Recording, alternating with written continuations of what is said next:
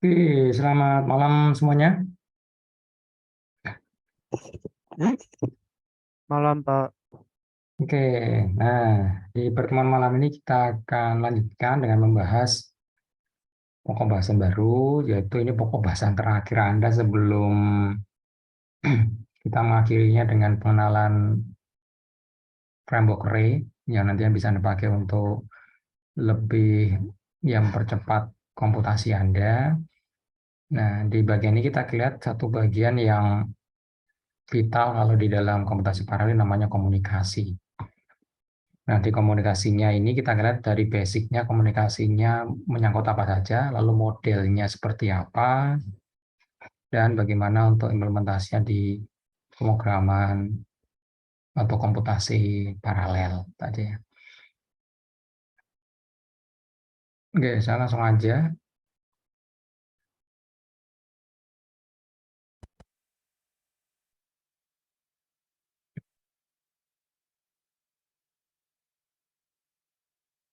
Oke, ini adalah bagian dari yaitu buku Introduction to Parallel Computing.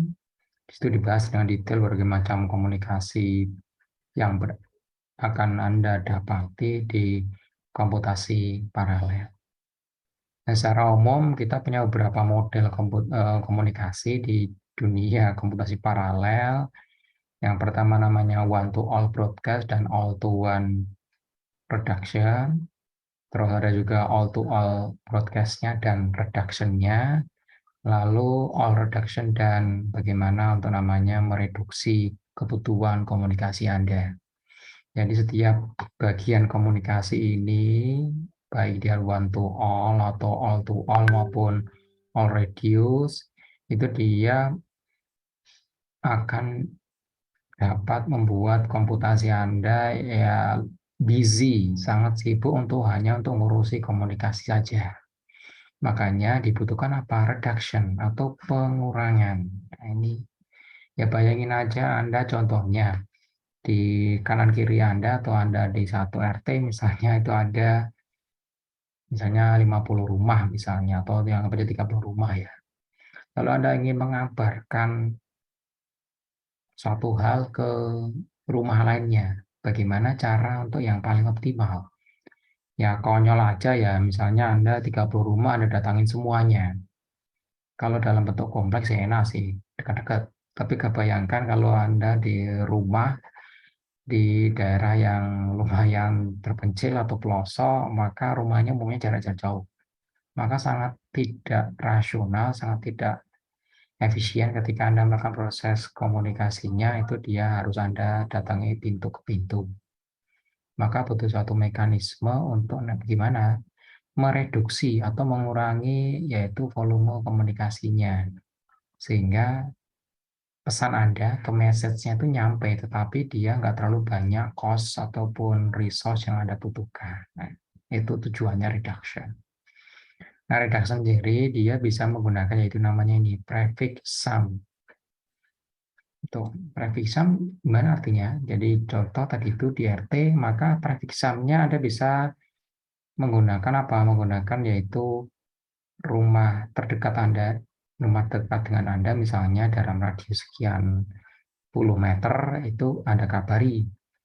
Nanti Anda titipi pesan ke rumah yang yang Anda bisa jangkau tersebut, tolong sampaikan pesan ini ke tetangga Anda. Nah, itu reduction menggunakan prefix sum. Prefix sum-nya radius. Itu. Kalau di komputasi paralel, prefix sum-nya bisa apa aja. Ini sangat umum ketika misalnya Anda komunikasi misalnya berbasis jaringan komputer.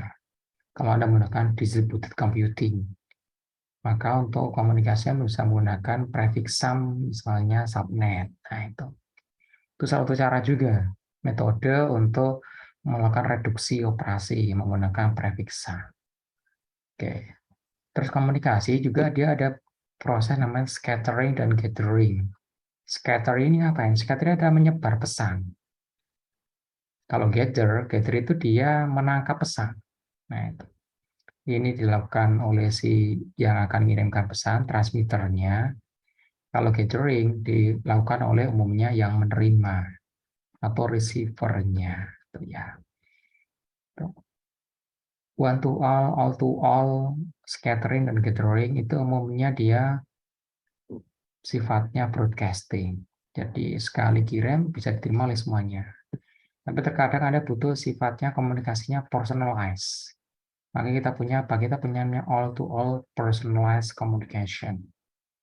Jadi meskipun dia all to all broadcasting, tapi dia memiliki satu pesan yang hanya spesifik untuk sebuah node. Contoh peer-to-peer, Anda menggunakan torrent misalnya, itu peer-to-peer.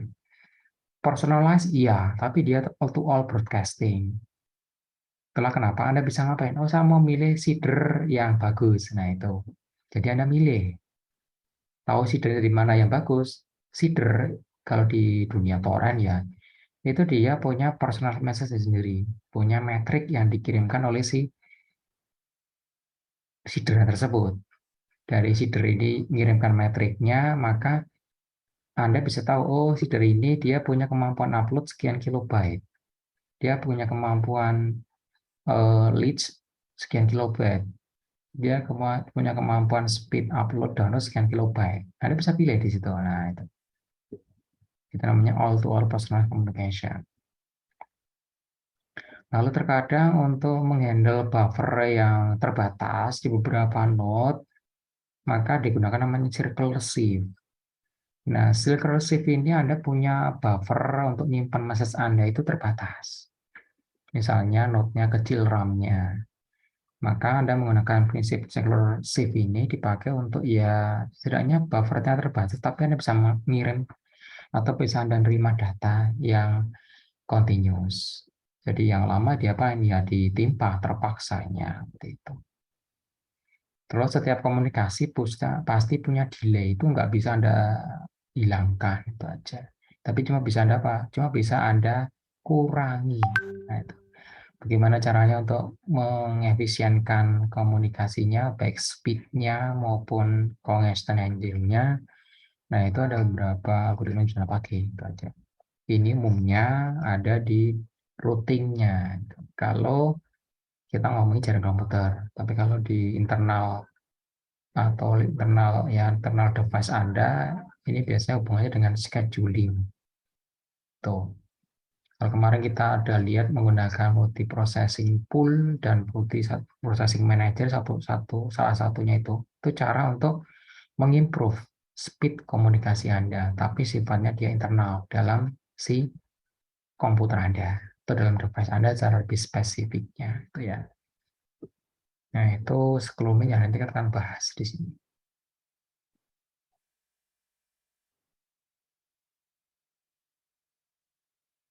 Oke, kita lihat dulu. Komunikasi ini sangat umum terjadi. Entah Anda cuma punya program sebiji saja, itu pasti ada komunikasi. Komunikasinya bisa melibatkan satu prosesor, bisa melibatkan banyak prosesor. Ketika Anda butuh komunikasi, Anda butuh cara untuk menghandle komunikasinya secara efisien. Itu ya.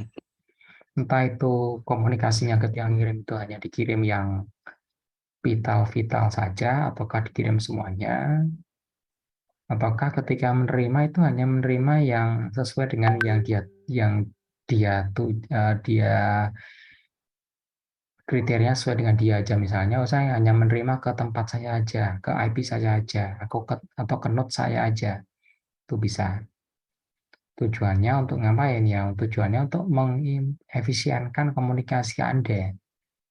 Jadi Anda nggak butuh bandwidth gede, tetapi pesan Anda itu bisa kekirim dengan lancar, itu aja.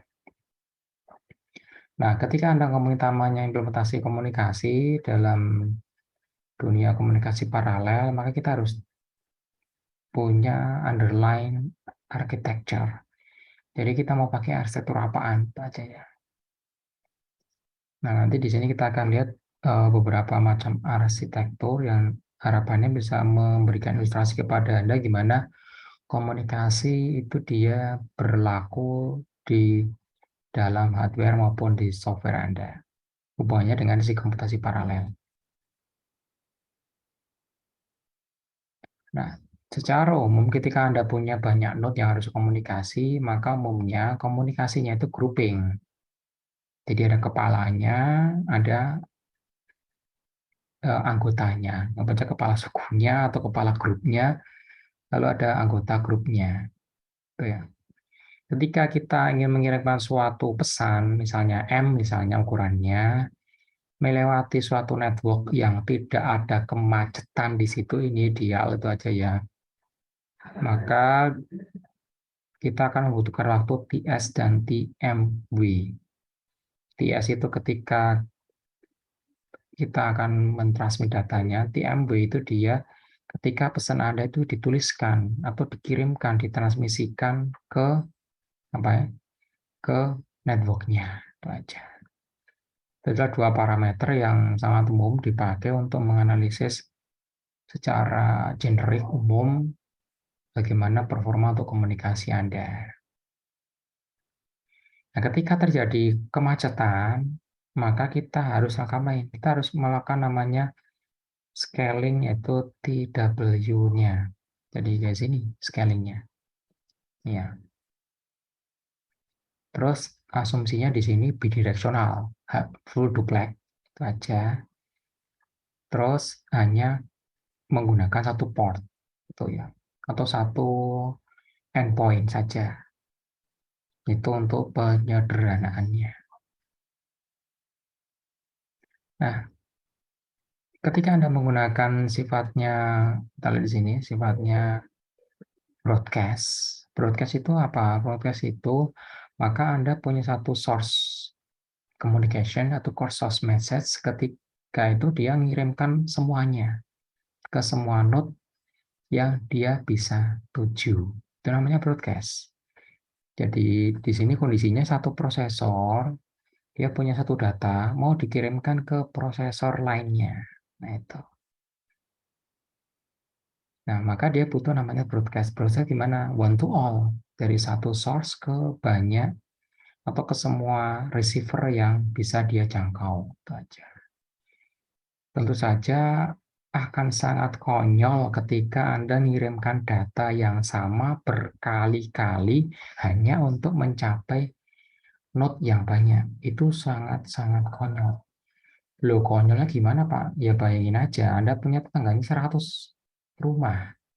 Jaraknya mulai dari 10 meter sampai paling jauh 1 kilometer misalnya. Itu ya sangat aneh kalau misalnya Anda untuk setiap rumah Anda datangi, Anda gedor-gedor, habis itu Anda kasih pesannya atau Anda kasih beritanya. Nah, itu. Maka untuk broadcast sendiri sudah by default butuh reduction. Nah, itu. Butuh reduction atau butuh efisiensi.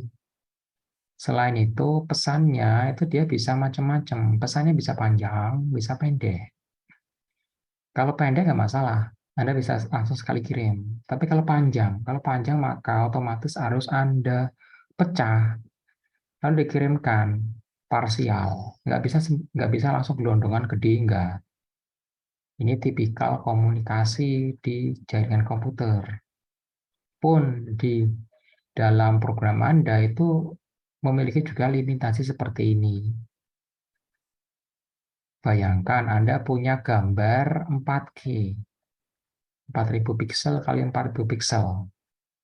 Berarti Anda butuh misalnya 4000 kali 4000 byte. Tuh, itu baru satu warna. Satu warna ya. 4000 kali 4000. Berapa? 16 juta byte. Tuh, 16 megabyte. Ya, baru satu warna. Bayangkan kalau Anda punya RGB. RGB berarti Anda butuh 3 warna. 3 kali 16, 48 megabyte. Ketika Anda ingin mengirimkan data gambar 4K. Itu aja. Minimal Anda butuh 48 megabyte. Itu kalau tanpa kompresi, tanpa encoding. Jadi raw mentah. Kalau Anda pakai encoding JPG, ya Anda bisa turunkan lagi, misalnya jadi 4 megabyte misalnya ya. Nah, coba bayangkan, Anda punya 4 megabyte gambar 4K. Anda mau transmisikan ke proses ataupun thread lain. Kalau cuma satu gambar, dua gambar masih mending, normal. Anda butuh memorinya sedikit. Tapi bayangkan Anda butuh ngolah datanya 1000 frame. 1000 frame isinya 4 mega, 4 mega, 4 mega. Berarti Anda praktis butuh berapa? Ya, kalau Anda ingin mengolah 100 frame, 1000 frame langsung, ya Anda butuh berapa? 4000 kali 1000, 4 GB RAM. Cuma untuk ngolahnya sekaligus. Nyimpannya saja itu. Nyimpan saja sih. Belum diolah, belum itu aja. Tuh. Nah, dengan kondisi seperti ini, maka sangat dibutuhkan proses namanya file reduction. Sehingga komunikasinya itu efisien. Transmisinya maupun receiving-nya. Seperti ini ilustrasinya. Jadi ketika ada satu message dikirimkan dari prosesor 0 ke semua ini, maka dia melakukan namanya one to all broadcast. Ketika di reply, maka si node yang ngirim ini, yang merespon ini ya, itu dia menggunakan namanya all to one reduction. Kenapa? Si node ini itu menerimanya broadcast. Seluruh broadcast. Sekali aja tapi ngirimnya si node 0 ini sebagai pengirimnya. Saya kasih namanya TE, transmit. Ini penerimanya, RE, ini juga RE, ini juga RE. Banyak penerimanya. Ketika si penerima ini mengolah datanya, lalu dibalikin lagi responnya, maka dia hanya akan mereply dengan goal-nya ke satu node TX ini aja. Dia tidak broadcast, tidak. Nah, disitulah sudah terjadi reduction. Nah, itu. Si broadcast-nya sendiri sudah melakukan proses reduction, ketika responnya juga sudah melakukan proses reduction atau pengurangan payload komunikasinya. Ini otomatis, tuh ya, di dalam prosesor Anda. Ini belum ngomong sampai ke jaringan komputer, tapi kita lihat dulu idenya. Nanti idenya ini bisa Anda expand cara mudah implementasinya di jaringan komputer. Nah, pun jaringan komputer menggunakan proses seperti ini konsepnya, tuh ya. Tuh.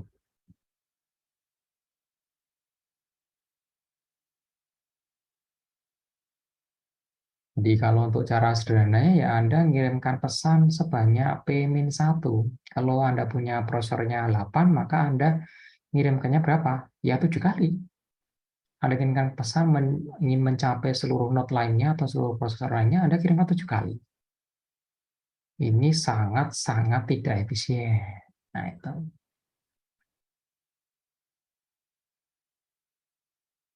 Nah, cara gimana? Caranya ya Anda tinggal melakukan satu reduction dengan ngapain? Anda menspesifikasi bahwasanya pesan ini sifatnya broadcasting. Nah, itu. Sehingga Anda cuma cukup sekali transmisi, maka si node penerima RX-nya itu dia tahu, oh ini tipenya broadcast. Kalau broadcast dia ngapain? Kalau broadcast dia terima. Nggak peduli itu isinya apapun. Nah, itu salah satu cara untuk melakukan namanya reduction untuk eh, komunikasinya. Dan ini sangat umum dilakukan di level prosesor maupun di jaringan komputer. Ya. Nah, seperti ini. Jadi node 0 itu akan mengirimkan ke node 1, 2, 3, sampai 7. Tuh. Si node 0 dia mengirimkan pesan pertama misalnya sampai ke node 4. Diterima oleh node 4 misalnya.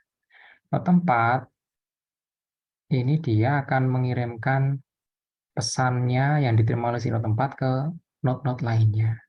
Kebetulan node 4 ini dia cuma menerima pesan nomor 1. Itu aja. Terus setelah itu pesan yang lainnya diterima oleh node 2, diterima oleh node 1, ternyata pesan ketiga di broadcast. Lalu si pesan ketiga dia juga diterima oleh si node 2 dan diretransmit ke node lainnya. Jadi node 2 ini bertindak sebagai router kalau di dalam, yaitu di dalam sebuah jaringan komputer. Jadi kalau router itu dia menerima pesan broadcast, dia akan melewatkan saja di broadcast lagi atau namanya rebroadcast.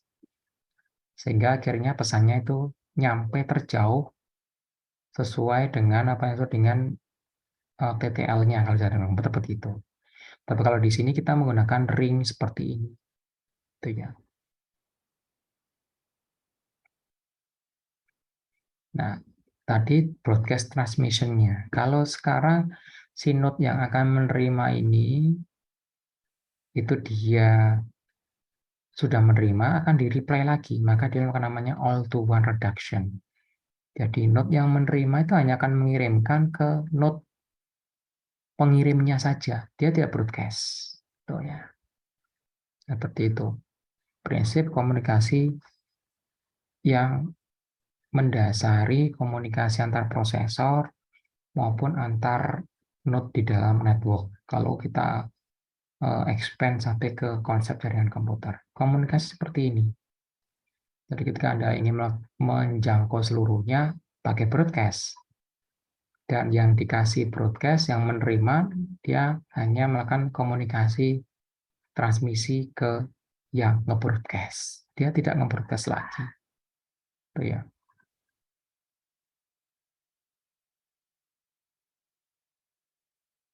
Nah, contoh seperti ini. Ini sangat umum Anda temui di arsitektur prosesor untuk kebutuhan server. Contoh kita ambil Intel Xeon. Intel Xeon itu satu CPU, isinya bisa sampai 64 core.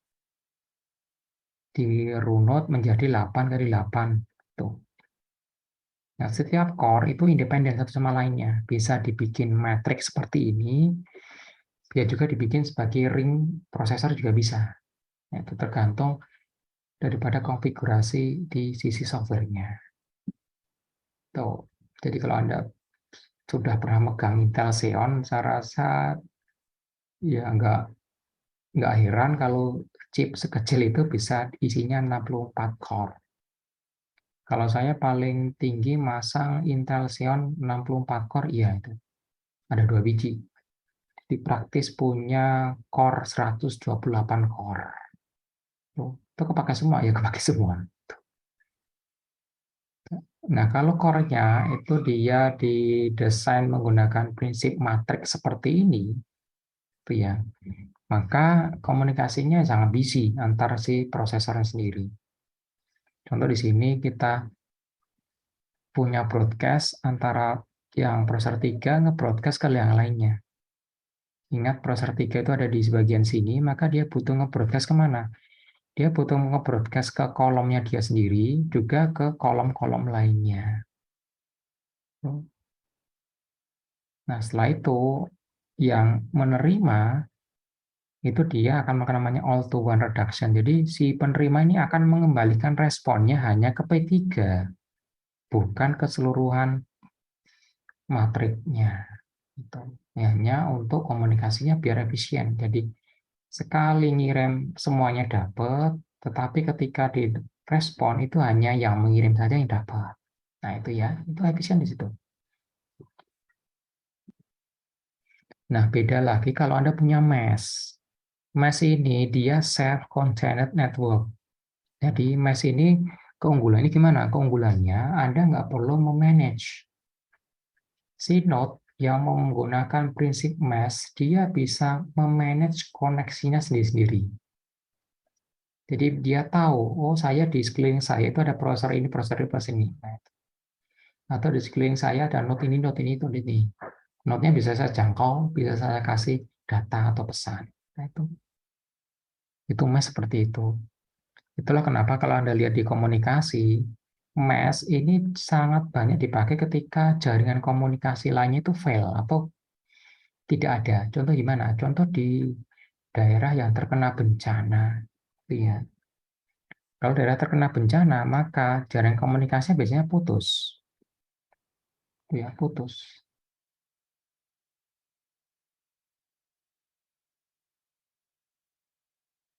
Ya, putus. Karena dia putus, maka harus ada sesuatu yang bisa merekonstruksi jaringan komunikasi secara independen. Ya, bisa mereka menggunakan mesh. Nah, konsep mesh ini juga bisa Anda pakai di komputasi paralel dengan multiprocessing atau multi-core ini. Contoh tadi itu kita punya Lebih contoh di sini lebih simpel ya, 16 core. Core 0 sampai core 15. Nah, itu.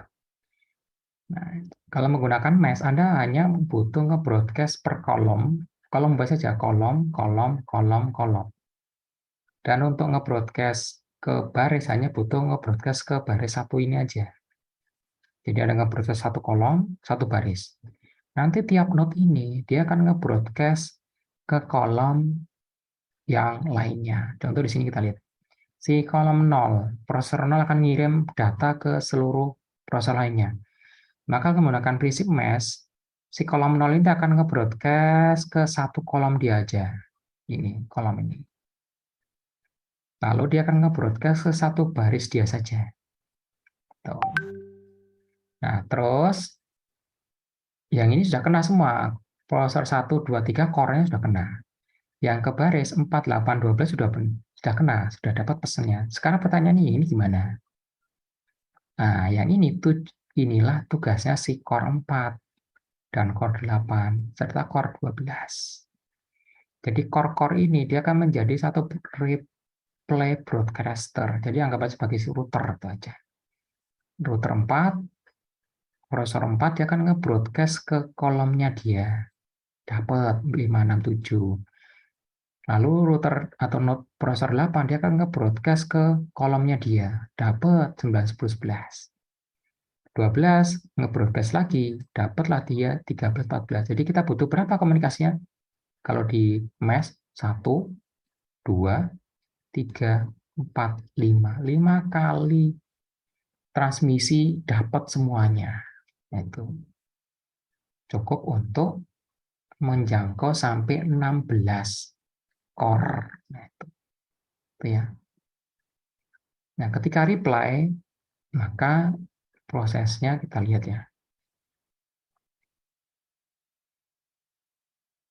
Prosesnya di sini belum ada dikasih reply-nya. Nanti kita lihat ya. Ini untuk broadcast-nya aja dulu. Jadi broadcast-nya cuma butuh si node ini, node 0, nge-broadcast 2 kali ke kolom dan ke barisnya. Nanti untuk yang lainnya dia akan melakukan rebroadcasting. Itu. Sehingga hanya butuh 5 kali transmisi saja komunikasinya. Sudah dapat semuanya. Hal ini bisa lebih diefisienkan menggunakan namanya hypercube. Nah, hypercube inilah yang banyak dipakai sebagai arsitektur komunikasi untuk superkomputer. Contoh superkomputer di Tokyo itu menggunakan hypercube yang sudah dimodifikasi. Ya. Hypercube namanya cube, kubus. Dia 3 dimensi seperti ini. Nah, itu.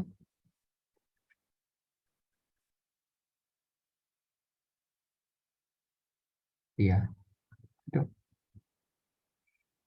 Jadi ini bayangkan aja Anda punya prosesornya 8 prosesor. Tuh. Masing-masing prosesor dia bisa komunikasi seperti ini, membentuk kubus seperti ini. Ini kalau di superkomputer node 0 itu itu node 1, cluster 1, cluster 2, 3, 1 dan seterusnya. Masing-masing cluster ini dia punya proses sendiri. Misalnya cluster 0 isinya 64 core.